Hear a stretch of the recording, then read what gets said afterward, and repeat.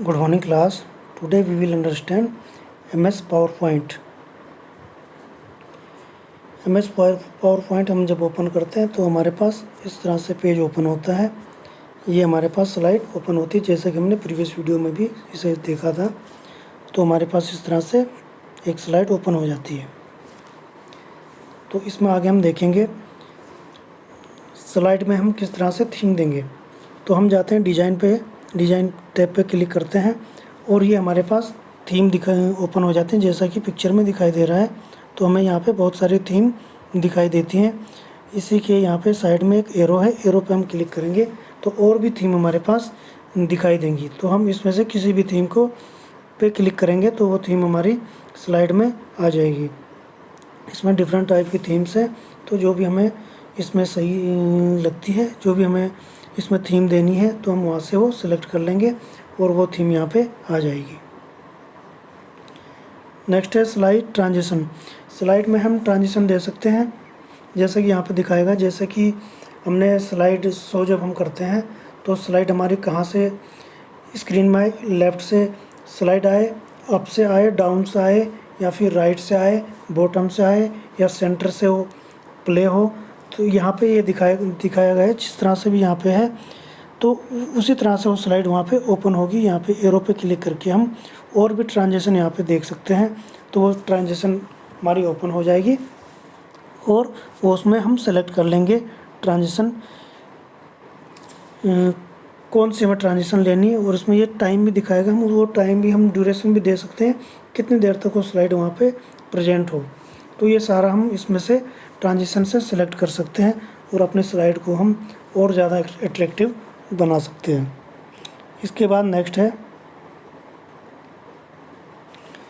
Rearrange slide. Slide को हम rearrange कर सकते हैं। जैसे हमने स्लाइड, उसमें बहुत सारी स्लाइड हमने बनाई, अब हमने देखा कि इसमें से कुछ स्लाइड हमें ये ऊपर करनी है, कुछ हमें नीचे करनी थी, आगे पीछे हमें वो करनी है, रीअरेंज करनी है, तो हम स्लाइड को रीअरेंज कर सकते हैं। उसके लिए हम, जैसे कि हमें फर्स्ट पेज में जो स्लाइड दिखाई गई थी, तो लेफ़्ट साइड में हमें वहाँ पे स्लाइड लिस्ट वाइज दिखाई देती हैं, छोटी छोटी स्लाइड हमें दिखाई देती है। तो वहाँ से हम उस स्लाइड को रीअरेंज कर सकते हैं। माना हमें स्लाइड नंबर 3 को हमें 2 पे ले जाना है, तो हम 3 वाली स्लाइड पे माउस से प्रेस करके रखेंगे और उसे हम ड्रैग करके ऊपर 2 वाली पे ले जा लेंगे। जैसे हम वहाँ 2 पे ले जाएंगे तो वो वाली 2 वाली जो है वो 3 वाली स्लाइड की जगह पे आ जाएगी, 2 वाली वहाँ पे चली जाएगी।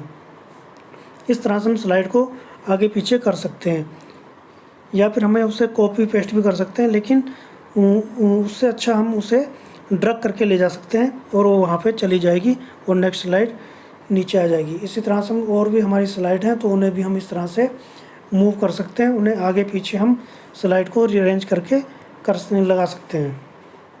नेक्स्ट है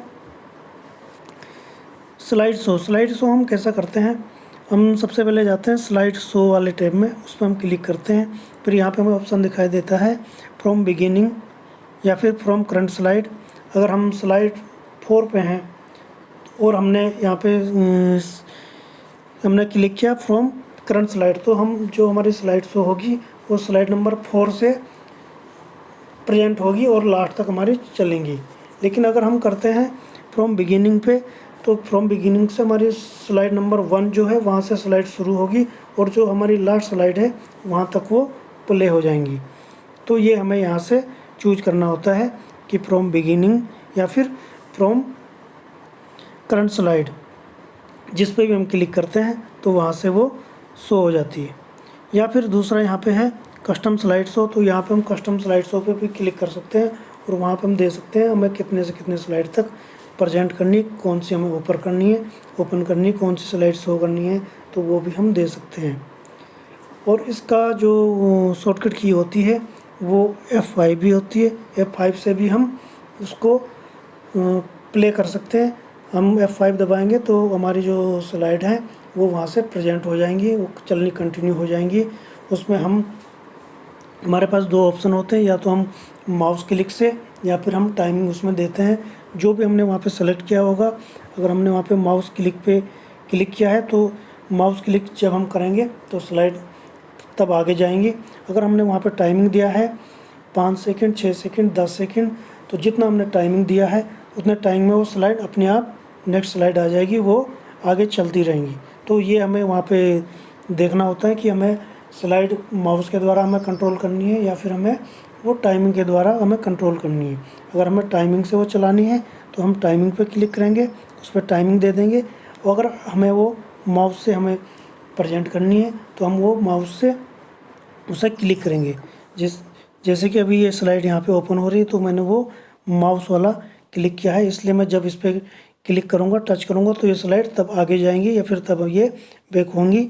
इस तरह से जब मैं इस पर टच कर रहा हूँ तो तब ये स्लाइड आगे या फिर पीछे ये चलेंगी।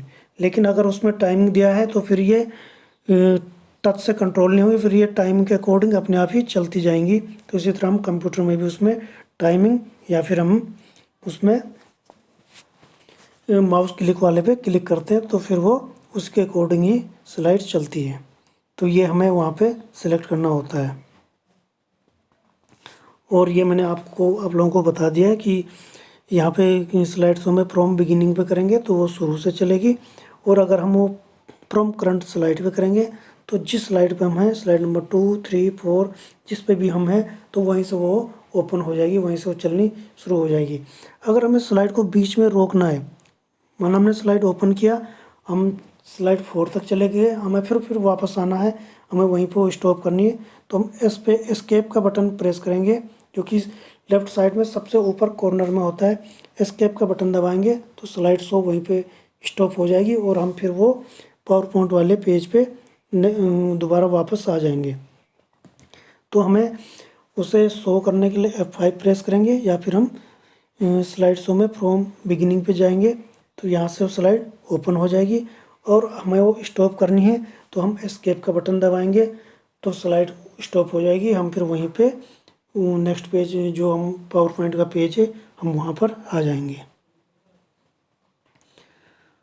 और ये जैसे कि बताया गया है कि हम F5 से, उससे शॉर्टकट की F5 होती है, और स्लाइड को हम फ्रॉम बिगिनिंग से भी शुरू कर सकते हैं और करंट स्लाइड से भी ओपन कर सकते हैं। तो जो भी हमें जहाँ से भी हमें जैसे भी हमें ओपन करना है तो हम वो कर सकते हैं, शुरू से भी कर सकते हैं, और जो हमें स्लाइड्स करंट स्लाइड से करना है तो वहाँ से हम उसे ओपन कर सकते हैं। और स्टॉप के लिए एस्केप बटन है, एस्केप हम प्रेस करेंगे तो वो स्टॉप हो जाएगी।